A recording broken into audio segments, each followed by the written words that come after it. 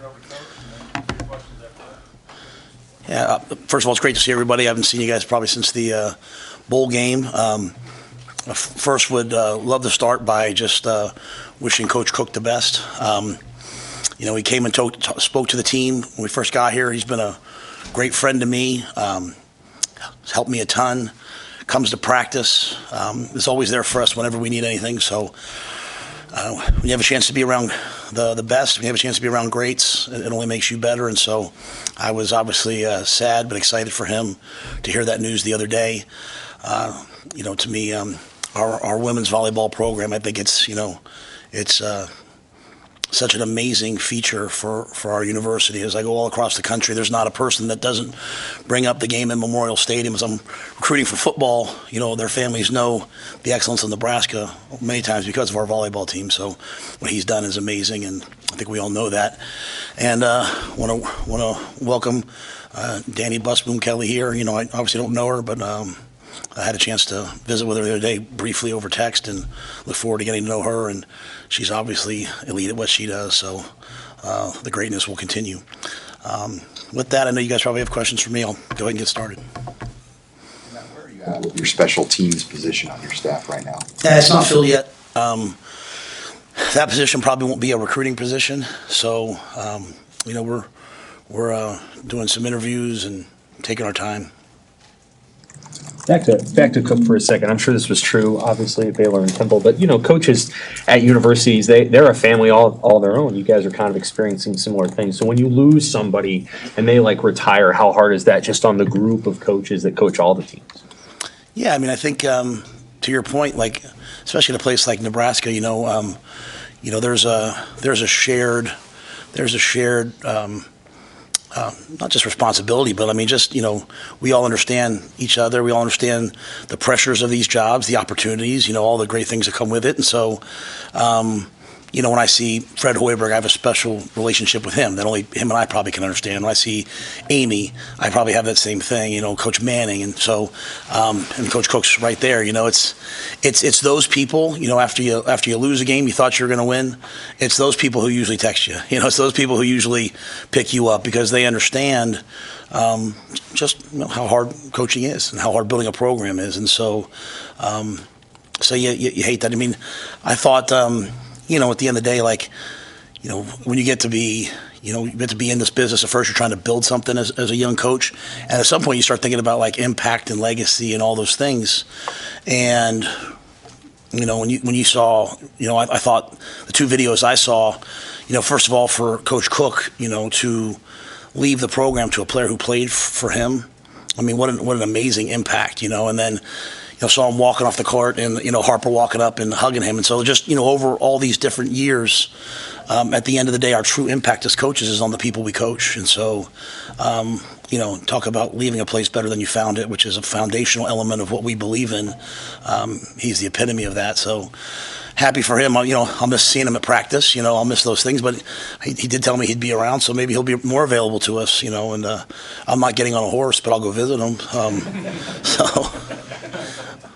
Hey, Matt, in addition to the coordinator hire on special teams, what else this offseason is your focus in that area of the program? In terms of coaching, you're saying, or? In terms of special teams, like you mentioned at the bowl game, an overhaul of that part of the team. You, of course, got players from the portal in that area. But what are you hoping to accomplish in special teams before you get to August? Yeah, I think, again, I'm always very protective of our players, but I'll be quite honest. I think even in the interviews, I don't think anything we did wrong was wrong schematically last year. I think a lot of our problems stem at the snapper position. And once that happens, you're trying to compensate for things. And I love those guys, but it just was not a good year from that perspective. And so, you think about, scheme, you think about all these things, but really at the end of the day, it comes down to technique and fundamentals. And so when something at the very core is not right, then the elements all around it aren't right. And so, I would love to go from being, I look at special teams like you're either, net neutral where you're not winning or losing the game on it, or you're losing the game on it or winning it. And you think back to Wisconsin, which was a great game for us. We played really well on special teams. Opening kickoff, 60 yards. We made some plays on special teams, and all of a sudden it opened the game up. You know, I don't think we can put any more time into it in terms of practice. I don't think we can put any more time in terms of meetings.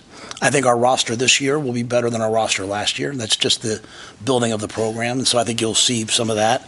But I think really this, you know, whoever's going to lead it is a main focus, and then the decision, you know, that we did to go out and get a punter and a snapper, and then obviously Aiden coming back should hopefully correct the problem that was there last year. What do you like in particular about, you mentioned McAllister and Gallick, and could Andrew Marshall be a return option too? Yeah, I think that we have a lot of guys who can probably return. I think the big thing is probably the battery, you know, like the kicker, you know, Tristan getting healthy. I think John, you know, when given the opportunity with a good snap hold, I mean, he was excellent as the year went on. So we'll have, I think, you know, 2 excellent kickers. You know, Camden is here as a punter, who we think is a really talented young player. And then, you know, you bring 2 players in with experience, right? They have reps. And, you know, while snapping at New Hampshire might be a little different than snapping at Nebraska, really at the core of it, it's the same, right? Like the ball's going back the same distance, the same speed. And so we erred on the side of production and went out and found guys we thought would be really reliable. And so, again, just trying to address it with players, trying to address it with the leadership in the room, trying to address it with emphasis and having a fresh new, you know, lens, set of eyes. A lot of the guys that we've interviewed have just asked, hey, what do you see? And just trying to see a different perspective. And then Phil Snow, as we've gone through these interviews, he's really leading a lot of the interviews for me. So I'm in the room, you know, but, you know, he's asking things again from a maybe different perspective than I have. You know, I think you guys will find that I trust Phil immensely. You know, because it always goes back to the same core values of technique, fundamentals, effort, preparation, and so you know, just looking at everything from that perspective. Coach Troy Dannon said the other day that April 26th there will be something here. Are you able to say at this point whether or not there will be any form of scrimmage that day? Yeah, I don't know that yet, but I'll be honest with you, I highly doubt it. And I think it's really fundamentally, I hate to say it like this, it's really because, you know, last year we're one of the more televised, we were one of the more televised spring games, and I dealt with a lot of people offering our players a lot of opportunities after that. So to go out and bring in a bunch of new players and then showcase them for all the other schools to watch, that doesn't make a lot of sense to me. The word tampering doesn't exist anymore. It's just absolute free, open, common market, and so I don't necessarily want to open up to the outside world. I don't want these guys all being able to watch our guys and say, "Wow, he looks like a pretty good player. Let's go get him." So, but I don't know yet. You know, I don't know anything. I thought it was important that, you know, we at least started to broach that subject of it not being televised. Yet at the same time, I do want to show off our players in some way. So, what exactly it'll be yet? I mean, I have not worried about anything other than recruiting right now, you know, both the portal and into the 26 class. So now I have to kind of turn my attention to all those things. How much does roster size and injuries play a factor into that as well? Well, I think injuries are a factor, but I mean, we're still going to scrimmage in the spring. We're still going to tackle in the spring. But, you know, last spring game was really unfortunate, right? We lost D. Bell, who we thought was probably going to be one of our best receivers, to a non-contact injury on the turf, you know, and then, or semi-contact, I guess. And then Bly Hill, who we thought was going to be our starting corner, you know, and then those guys never quite came around. And so, you know, when you have 150, you know, there's some attrition. And, you know, when you have 105 and guys are being compensated now, and you're putting money behind some people, it's a whole other set of parameters. Yet at the same time, you have to get good. And honestly, to me, it's about protecting the roster and protecting through that portal period. So we'll see. You know, it's I hear all kinds of things about, you know, they might change this portal period, that portal period. So I think I have to just be really flexible right now. You mentioned Demitrius Bell, him, Corcoran for Husker. How are they getting along? Yeah, Turner had surgery. You know, just that was a hamstring that just never quite healed. So he had to have surgery from a specialist a couple weeks ago. So we're hopeful that he'll be back at some point. Teddy Prohaskis, you know, he's right on pace. Demetrius is a little bit behind, but trending in the right direction. So we think he'll be full go this summer. I think those guys are doing a good job in the training room. Are there any other, I guess, as you go through the winter and spring injuries or notable guys who will be out for a while? Yeah, I don't know that I mean, like, Gunner had his shoulder done. Lutoski had surgery. We had a lot of guys have surgery. Carter Nelson had surgery. I said Gunner, Lutoski. Canuck had surgery, but should be back for the spring. So, I mean, kind of the run-of-the-mill, postseason, a lot of, laborals and stuff like that. Opportunity for some young offensive linemen to have a big spring, if all those guys might be recovering. Yeah, no, I mean, even in the portal, I mean, you might find a guy here or there, like a one-year guy, but like to win in college football, you're gonna have to grow your own offensive lineman, and so we've recruited a lot of really good young players that have gone through the rhythm of like redshirting and then kind of being a backup, and now it's their time to make their move, right? They have all the opportunities they want this spring, and I'm excited to see them. Guys like even last year, the guys we signed last year, Preston, Grant Bricks, those guys in the bowl game were in the two deep, and so it'll be their chance this spring to go out there and either be starters or be, in the two deep and show what they can do. There's a lot of guys that have spent a year or 2 years in the weight room, and now they'll have an opportunity. Kind of who your center might be at this point. I think there's a lot of guys who could do it. We have Sam Sledge, we have Jason Machachak, Justin Evans has always gone over there. So Donnie will do a good job of putting the best five guys out there. But I'm not. I think one of the main things for our guys is like not to forecast things. Obviously you heard me talk a lot about let's not forecast our record next year, and let's not forecast the lineups right now. Like let them all go compete. I think what'll start to creep into football is as you start to, which makes sense, right? As you start to put finances and revenue sharing behind players, it's all automatically assumed that, this guy's getting paid this, then he's going to be the starter. And that, while you expect that to happen, we're never going to operate off that. The best players are going to play. And so most times you're compensated for not what you're going to do, but what you've done. I mean, I can tell you last year, some of the more highly compensated players on this team via NIL didn't play, and some of the less compensated players did. And that's just, that's just football. So all of our guys are going to have an opportunity this spring to either battle for the 105 or battle to be a starter. And it'll be a long physical season next year. So if there are two, they have to be ready to be a one. You look at what happened to us last year with Turner and Teddy, and all of a sudden Gunner's a starter.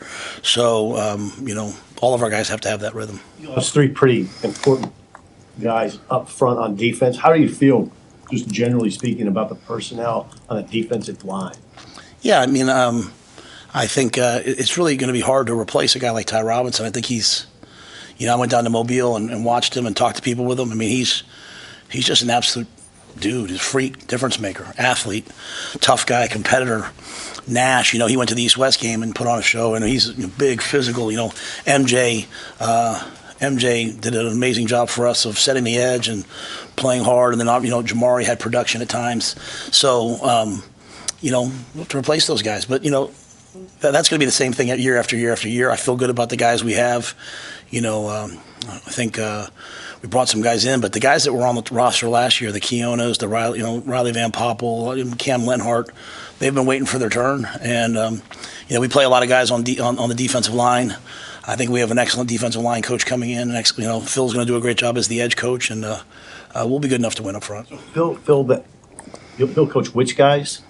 Phil will coach the outside backers, the edge players, and Terry will coach the inside guys. As you put together, as you start to pencil together, just not the names, but the numbers, the position breakdown of how a 105 will look, you've obviously done it at the NFL level with a 53-man roster, and it's basically twice the size. Is it as simple as like you have twice the same number of offensive linemen, twice the same number of quarterbacks, defensive linemen, or is it different in college because of the ages and development level of the players? It's a great question. I think the first thing you do is operate off the first 53, which we actually tweaked to 57 because college football is a little different. So like we have like our first 57, which is built exactly off of an NFL roster, right?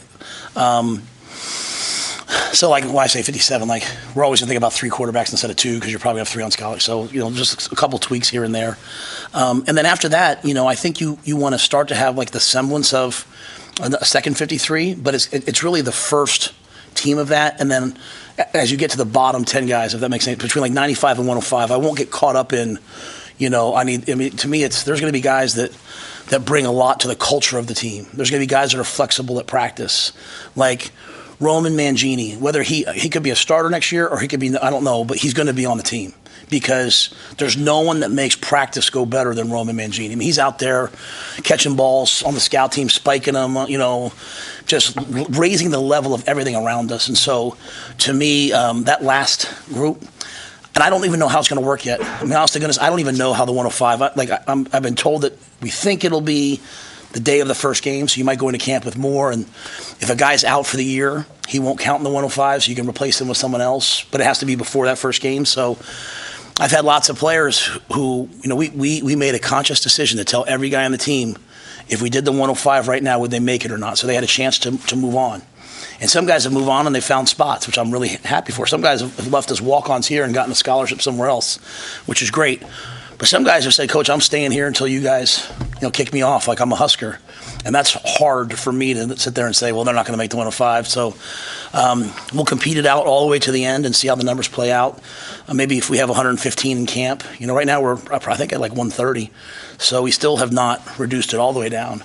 But I'm going to give everyone the chance this spring to try to make the team and see how the numbers play out. How many scholarships? So, the 85 now, what do you anticipate the in-house number to be in the new model? Yeah, I don't know that yet. And again, because the settlement's not ratified all the way through, but I think there's going to be some, different ways in which you can help guys pay for school, via revenue sharing or not. So I think most of our guys will, a good portion of our guys, more than 85, will probably have some way of paying for school.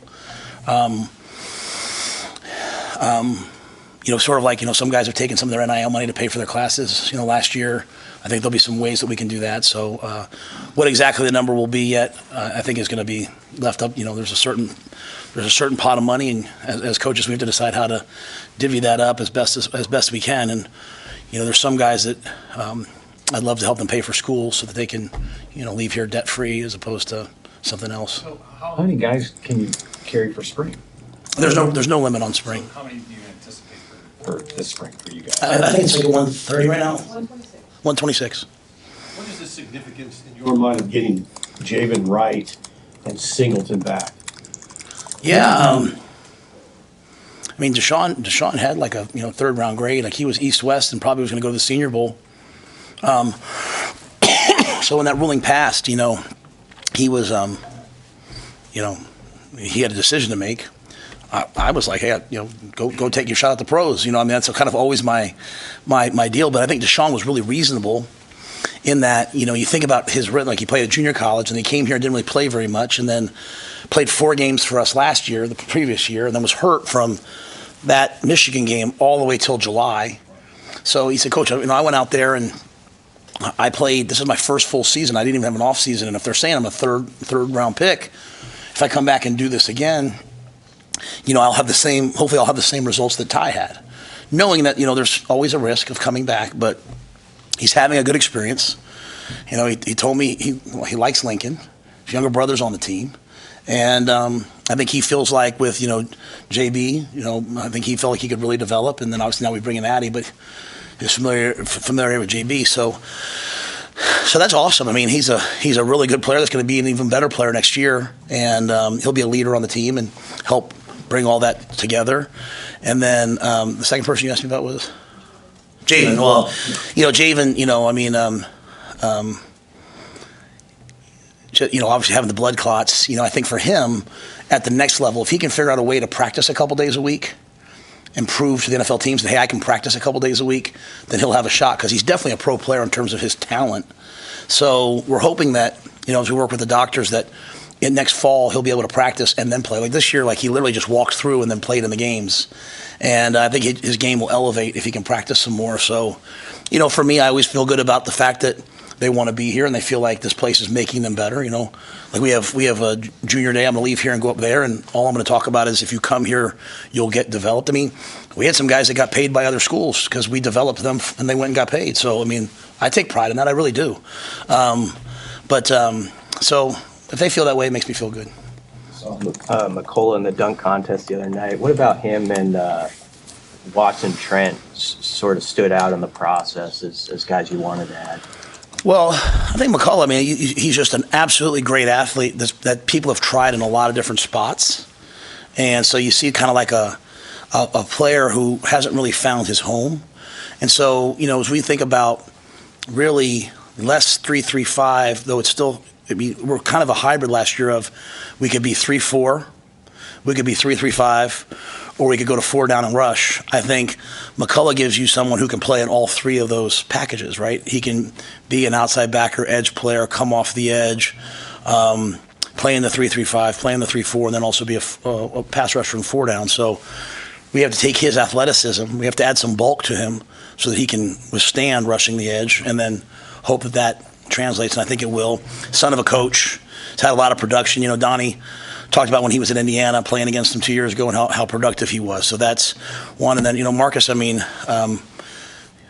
years, when you have the amount of production he had in 3 years and the way that he plays, I think he's a guy like his linebacker coach, his head coach, and the strength coach at Georgia Southern was here with us, and they all stood up for him. He's a guy that just wanted to go do it at the next level up, come up to the Power 5, come to the Big 10, Power 4, come to the Big 10.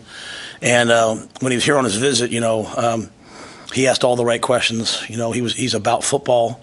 And if you take a one-year player, it's like in the NFL, guys get a 1 year to prove it. They have 1 year to prove, they deserve a big contract. Some of these guys are saying, I got 1 year to come to Nebraska, prove I can play in the Big 10. He's not a big linebacker. He's an athletic linebacker. So if he can play in this play style that we're going to face in the Big 10, then I think he'll help himself immensely at the next level. So both guys, they've had production. Both guys have 1 year to get it done, and they're very serious about it. Is there something in particular you're looking for in those interview fits for you when you're talking to him, like you mentioned, watching Trent asking the right questions? Yeah, I think we have a lot of structure here, and sometimes a lot of young players push back on it, which I get, right? The older players, sometimes they come in and when I say by structure, it's like, hey, you have to get up and eat breakfast every day. And sometimes the guys come from a school that, they don't have 21 meals served by a chef, and they're like, wait, you're going to feed me? I don't want to eat ramen noodles? So there's a level of I can handle anything. I can handle guys who make mistakes. I can handle guys who lose their cool and yell at me. I just can't handle a lack of gratitude. I can't handle guys who are ungrateful.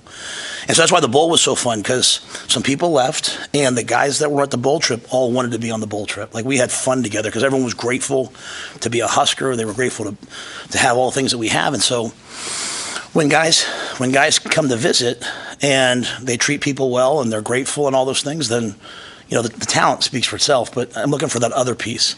There's other guys when they've left, we said, hey, this isn't going to be a fit. We had one player who was coming here, and just as he was dealing with people, it just wasn't a great fit. So we're not going to ruin the locker room over one guy. And so I think that's the biggest thing for me, is trying to evaluate, why are you coming here? What are you leaving? And what do you really want to do? The second part I'll say is sometimes you have some younger players, right, who went somewhere and it didn't work out, and they're coming here, and then you have to figure out why. And then again, there's a compensation piece to it now, right? There's some guys you're going to take risks on. There's some guys you have to really invest in, and you have to really be diligent and not chase.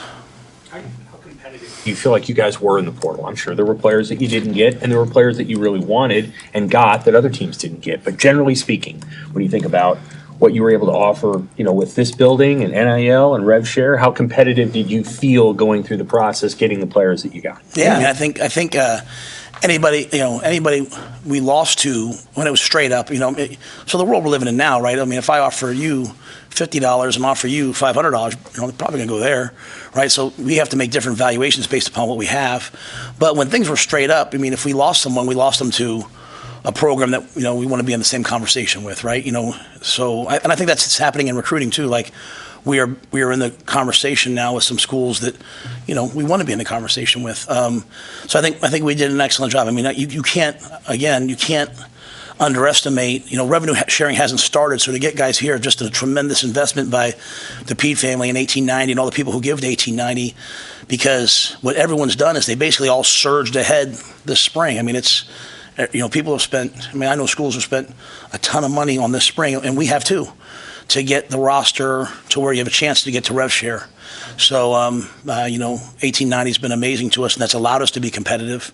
I think we all saw in the college football playoff the people who spent the most got the most. I mean, I've been saying that since I got here, and it's kind of real, right? So, and so, I think we're competitive, and I think the building, I mean, if you come here and visit, the building is really good. And even in normal recruiting now, like I'm in high schools now and I'm talking to players, and it's maybe the third time they've seen me in their high school, and they've been here 5 times. I mean, it wasn't like I was in college football and got here. Like I was in the NFL, so I didn't necessarily know all these guys. We'll start to really, I think over the next couple of years, the conversation about what's Lincoln like will be less and less and less the more we get people on campus, get people to our camps, hopefully build some other things to get people into Lincoln, and that news will just go forward. And so now I'm on the road. People are saying like, oh, I saw the Colorado game. Oh, I saw the volleyball game. The more things we do, the big moments like that we capitalize on, we'll move up in recruiting, and then we got to win. At the end of the day, like we got to win, so that people want to be a part of a winner. What is your role in raising funds for your roster? In terms of like for 1890 or something like that? Yeah, or just, Yeah, because the revenue share is we're different than a lot of schools are having to raise their revenue share. I've talked to a lot of coaches. They're writing $14 million checks, of which they got about half right now, and they're trying to figure out a way to get to the money. The great thing about a young person, if they come to Nebraska, is like we don't take money from the students. Like this is all through our budget, and so it's sustainable. A lot of other schools, rev share is not going to be sustainable, so they can float a big number now and disappoint a kid later. We feel like we can just stand on business, like, hey, this is what we said, and this is what we're going to do. In terms of for 1890, I'm kind of there as called. Like, when they have an event, I go. If they want me to talk to somebody, I do. I think it's really important that people hear some of the stories. I mean, you guys walk through the parking lot, you don't see like Lamborghinis and Ferraris out there. Like our guys aren't, our guys are investing in their futures and very often taking care of people back home. And but that's probably the extent of it. Really, I mean, Troy's kind of a leader, I think, in college athletics in that realm, so he does a lot of it. You just look back at the last month with recruiting, transfer visits, roster decisions, everything going on. How busy was that, and what do you think of the job your staff did to get to that period? Yeah, well, certainly no one wants to be like, woe is us, right? Because we have the greatest job in the world. But, I mean, a tremendous job by the staff. I mean, we played Saturday, the 28th. We flew home that night.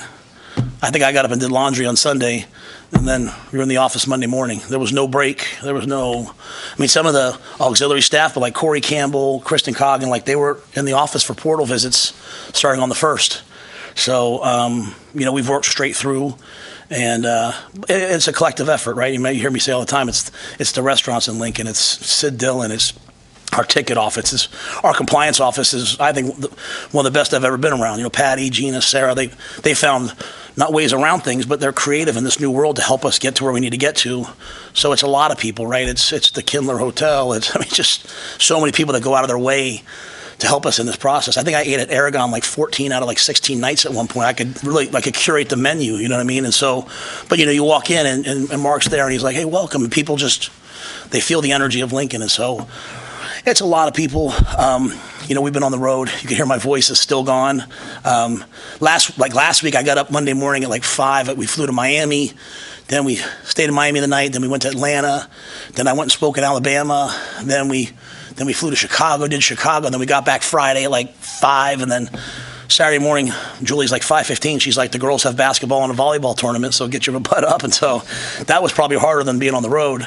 But, it's our job. And we're not going to win here without working. Nothing comes from not working. And so, but it's not really me. It's Susan, it's Wish, it's all the people in the building that are just bending over backwards, because there has to be a balance of, we have to recruit really well, but the way we'll win is developing the players that are in the program. And so, it's Dennis LeBlanc. It's all those people that do a great job for our staff. And so, but I'm going to give these guys, we'll take a couple days off here. Corey's running the program for the first 4 weeks. We just believe in strength for the first 4 weeks. So people will take a little time off these next 2 weeks probably, and then we'll get back and start the mat drills and get into spring football. What more are you asking from Dylan Raiola this winter as a leader? Before he throws another pass next season, how much can he and how much does he have to grow in making this his team? Well, before he can make it his team, I think he has to make it his offense. And before he makes it his offense, I think he has to make it like his receiving core.